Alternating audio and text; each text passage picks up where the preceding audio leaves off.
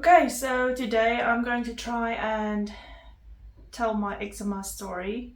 I have some notes that I'm going to refer to just to try and remember everything because it's quite a long journey. This started when I was 12 years old.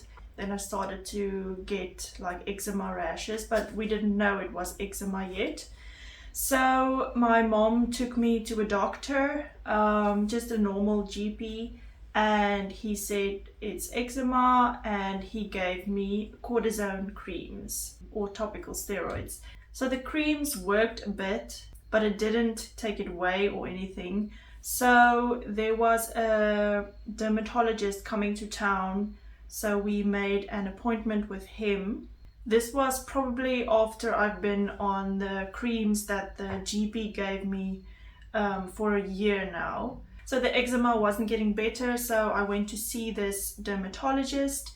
And when I told him that the doctors said I can't use the creams too often because it will thin my skin, he laughed it off and said, no, there's no way that cortisone creams can thin your skin. So that was interesting that he said that, and he gave me stronger creams.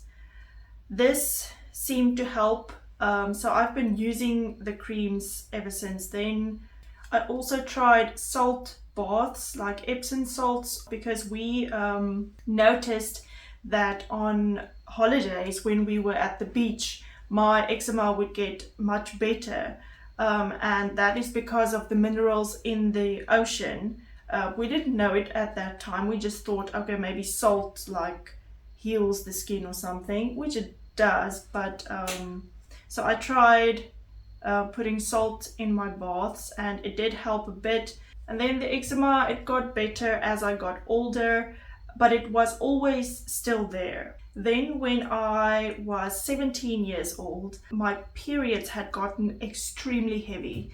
Like the first 2 days I would be like laying in bed. I could barely walk because I would almost faint. So it was really bad. So I went to the doctor and she put me on birth control pills. Of course, that is the solution for every problem. I still had eczema. I still used the creams daily.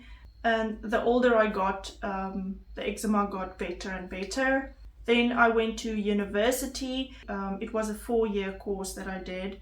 At some point in the 4 years, I only used the creams when I got a rash. So I didn't use them daily anymore. So the eczema was manageable enough to only use the creams when I got a rash.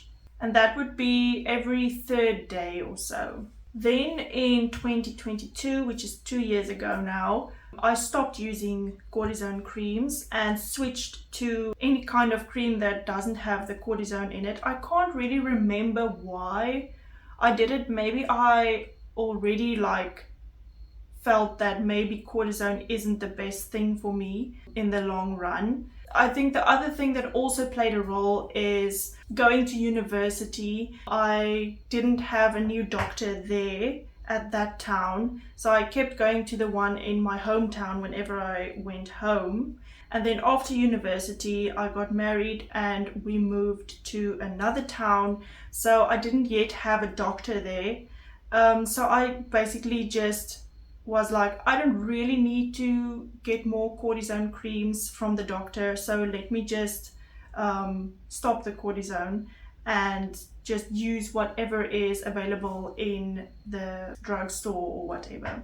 After stopping the topical steroids and just continuing with other creams, the eczema did get a bit worse, but it was still manageable. Then last year, in 2023, I started researching the pill because at this point I was still on the birth control pill, and it has been 9 years at this point. So I started researching the pill, the birth control pill, and found out all the negative effects it can have on you long term and so on. My experience on the birth control pill was actually very positive. It helped me so much with my symptoms. It also helped with my, I was very over emotional, and it really regulated my emotions. But then, yeah, I researched the birth control pill, found out about all the negative things, and started thinking maybe I should stop the birth control pill because I don't want to get any serious issues, because they always say it's 1% of women that have these negative effects. But what if you are that 1%? That was what's going through my mind. So it was like 3 months that I contemplated stopping the pill, and then in July or August I stopped it. And this was when my eczema slowly started getting worse and worse. In this time of researching the effects of the birth control pill, I also researched the effects of topical steroids or cortisone, and I didn't want to get back on cortisone. I was really starting to go on an all natural path. So the eczema got worse, but I didn't want to go back to the creams. I was starting to wonder if maybe food had anything to do with my eczema symptoms, and I actually noticed a correlation between drinking alcohol and my foot itching. So I decided in November of 2023 to stop drinking alcohol and see if my symptoms get better. So that actually helped the eczema around my feet, but all over it started getting worse and worse. So I decided to cut out processed food and sugar, because with all the research I've done, a lot of people have said that cutting out those things might help. So I did that, and whenever I cut out something, the symptoms would get better for a day or two, and then it would start getting worse again. And so I cut out more and more things. Later I cut out gluten as well. So this was processed food, sugar, gluten, and it just got worse and worse. Every time I cut something out, it would be better, and then it would go worse again. The thing with November also is that month was a very stressful month for me. So I think the stress of that month also like pushed some of the symptoms. And I also got really sick in November. I got laryngitis, so my voice was gone. It was other kinds of flu symptoms as well. So I think all that just worsened my condition. The eczema reached a point where it was so intolerable for me that I decided to let's just go on cortisone pills for a week just to get some relief, and then after that I will really try to like get a solution for this.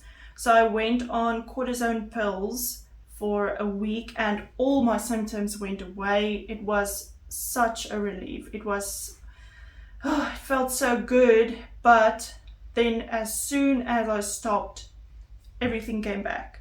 So yeah, that was really not a good idea actually, because then I would just get more withdrawal symptoms. And I also got cortisone creams again. This time the creams just didn't work. Nothing worked.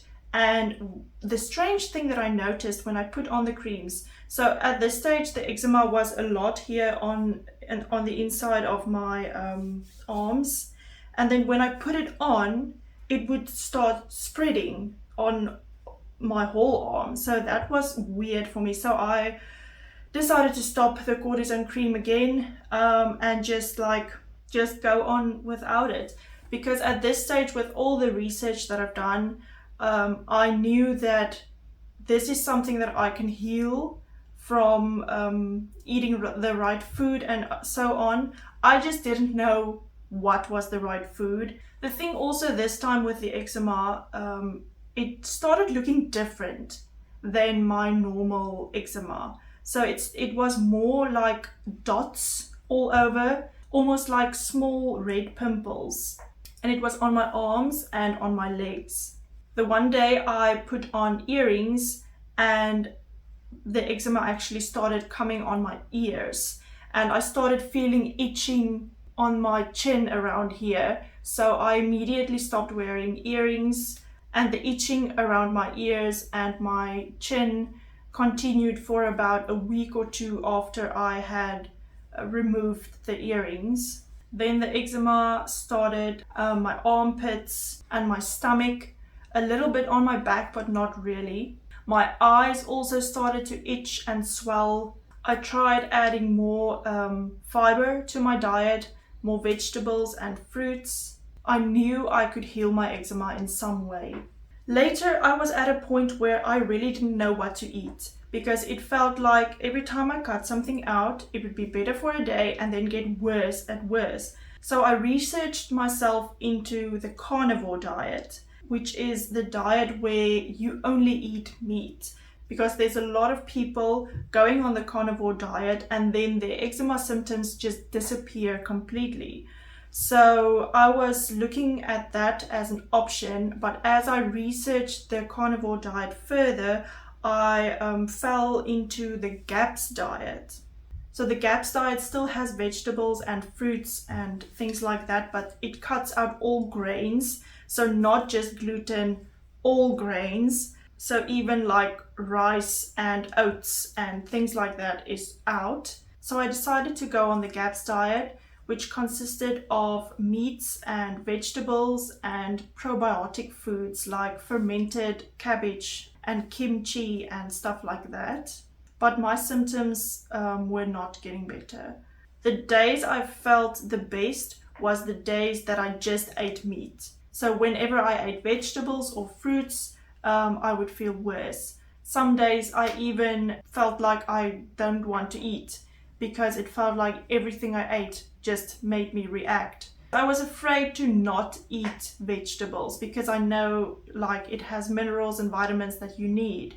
What happened with the diet that I was eating, just eating meat and not a lot of fiber, it made me very constipated as well. And at the time I didn't know it, but eating almost nothing, basically fasting, causes your body to detox. And one of the symptoms of detox can be a detox rash. So I didn't know that at the time, but I was actually making my symptoms worse by detoxing. At the end of December of 2023, it got to a point where it was so bad. I was laying in bed.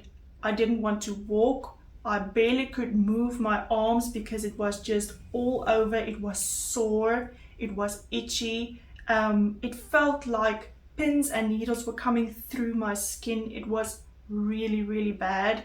And then the other thing also, because I was just laying in bed all the time, my lymph nodes started swelling. So I started getting pain in my thighs and at my feet because my lymph was not flowing. I was still very constipated. And at that time, I didn't realize the connection between constipation and my symptoms. The only time I would get up was to go to the bathroom, and then I would walk like a stick man. So out of pure desperation, I searched the internet for someone that can help me. So I was on the GAPS diet, so I searched for a GAPS practitioner in my country, and I came across a toxicologist.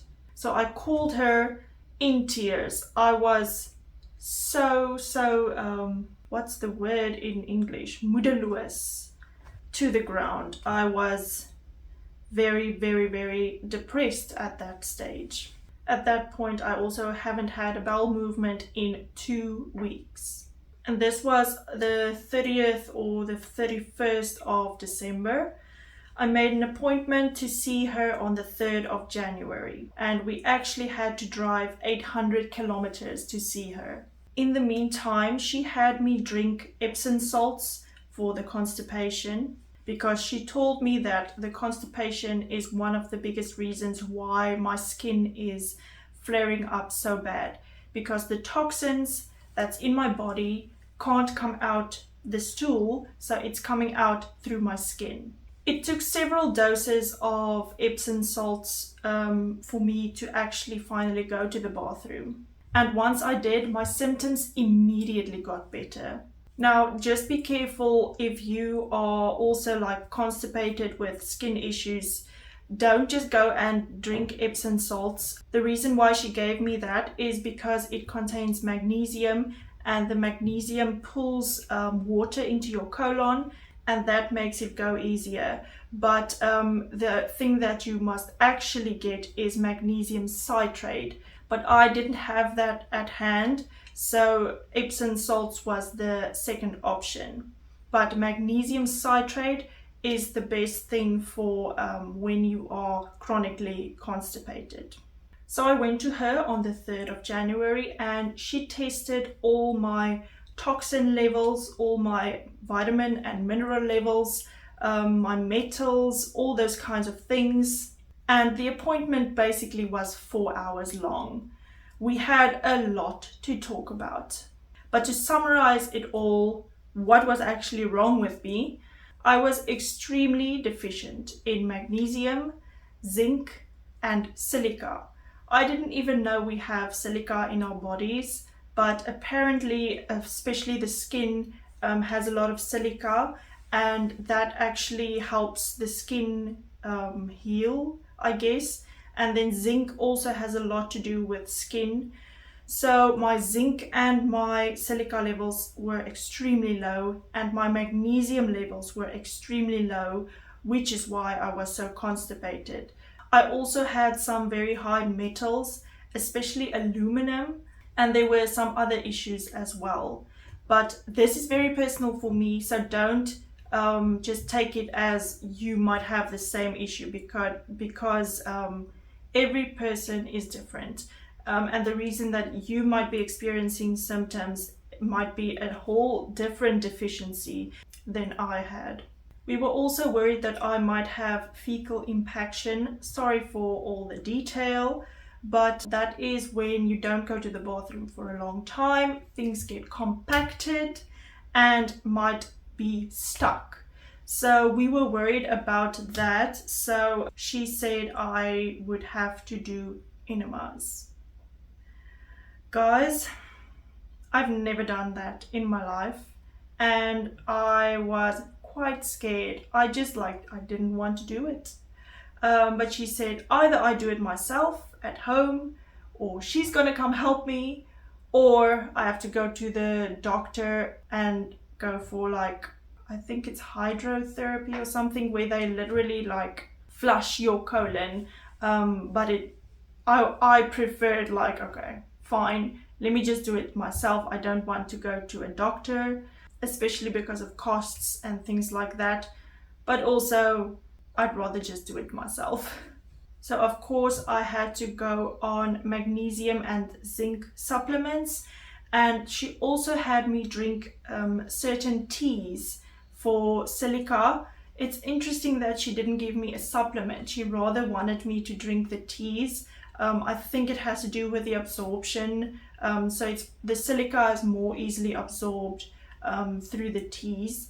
The teas I drank for the silica was nettle tea, horsetail tea, and then Fiji water. I did not know this, but Fiji water apparently has high silica levels.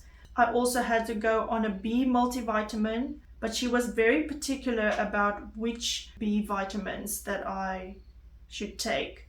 It also has to do with the absorption and the stage in your body that uses the type of B vitamin and everything like that. She went into quite a lot of detail.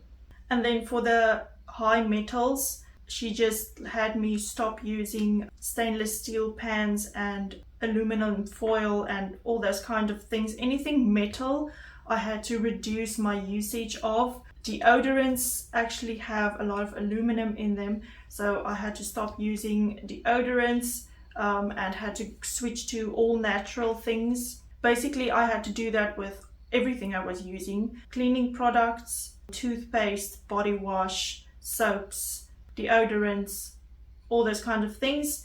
Everything has to be natural because we had to reduce my toxin load.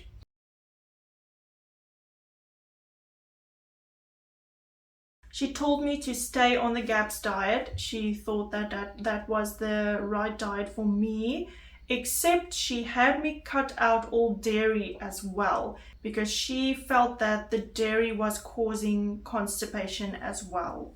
I also had to drink at least 3 liters of water every day. And the other thing that she gave me was homeopathic medicine. So it was these little bottles with liquids in them that I had to drink every day. The first week I had to do enemas every day.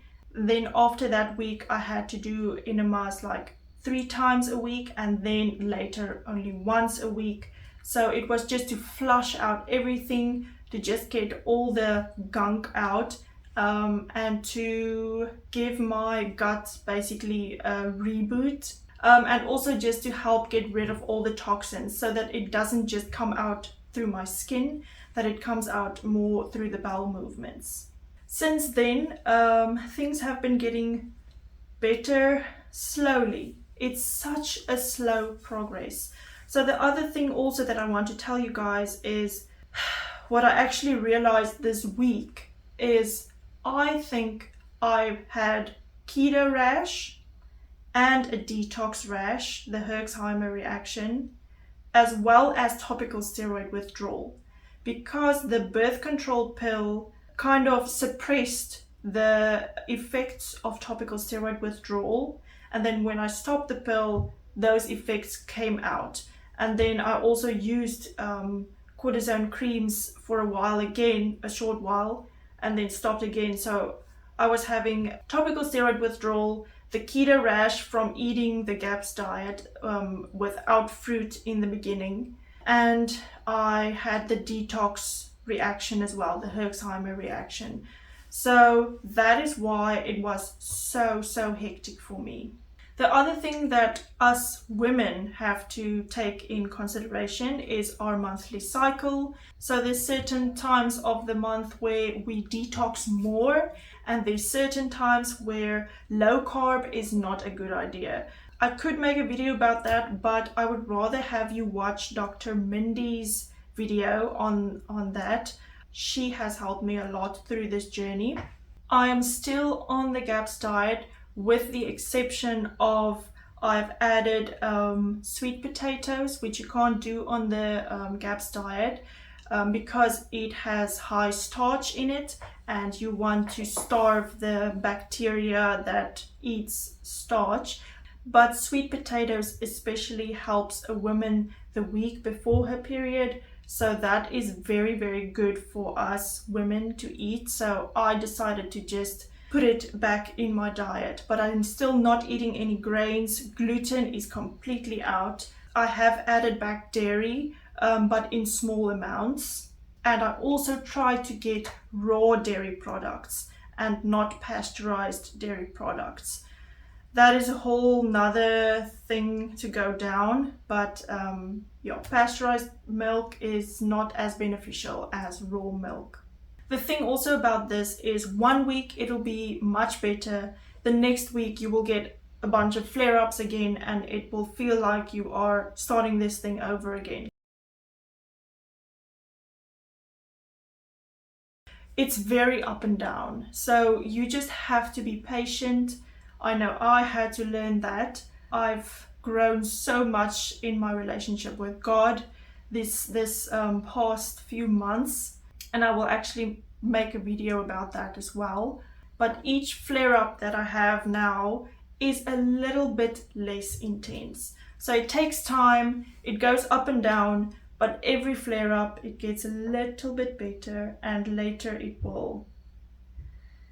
you will be healed. So it will just take time. I know that I'm still in the process. You can see my skin is actually looking very good at this stage. The flare-ups is not as bad now, but I do still get them, but they are much more manageable. I do struggle to find creams or like natural stuff that gives relief for the itch and the dryness and the symptoms. But I might make a video about that as well, which creams and stuff helped me and which didn't. And I also didn't want to try no moisture treatment or therapy which is something that a lot of people with topical steroid withdrawal do, where they don't use any creams, they don't even put water on their skin. Some of them don't even drink water, which I think is very dangerous. But I didn't want to do the no moisture therapy because my symptoms were already very intense and I didn't want to make it more intense and more unbearable. So I just did what felt right. I had a lot of Epsom salt baths as well with essential oils and stuff like that. But yeah, maybe I should make a video on everything that I did that can maybe help you guys with the symptoms and relief of the symptoms. The big thing that I think happened is the birth control pill suppressed a lot of the symptoms, and then when I left the birth control pill, a lot of the topical withdrawal symptoms came out. Like the pill suppresses acne, I believe it also suppresses eczema and things like that.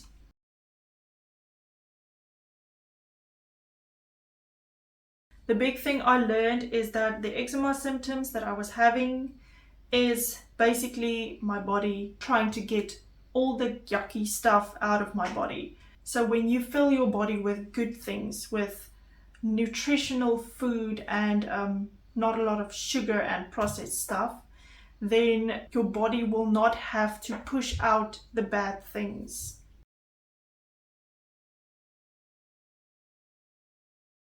Another thing to mention is I think I have sluggish liver as well, and the liver is the thing that processes all the toxins and stuff. So when your liver is sluggish, you will have like constipation problems and skin problems and all those things, because the liver is the one that has to detox basically all the things that you put into your body. I probably missed a lot of information in this video. So please leave your comments below if you have any questions. I would love to make more videos on this and to maybe help some of you. And I hope everything I said made sense. Maybe it doesn't, then I'm sorry. Leave your comments, then I'll try to reply, or I will make a video to answer some of your questions. But thank you so much for watching. I really hope this helped some of you, just listening to my story and knowing that there's other people also struggling with this. You are definitely not alone, and it is starting to get out into the world, this thing that topical steroids is not a good idea. I think that's that. Thank you guys so much for watching, and I will see you in the next video.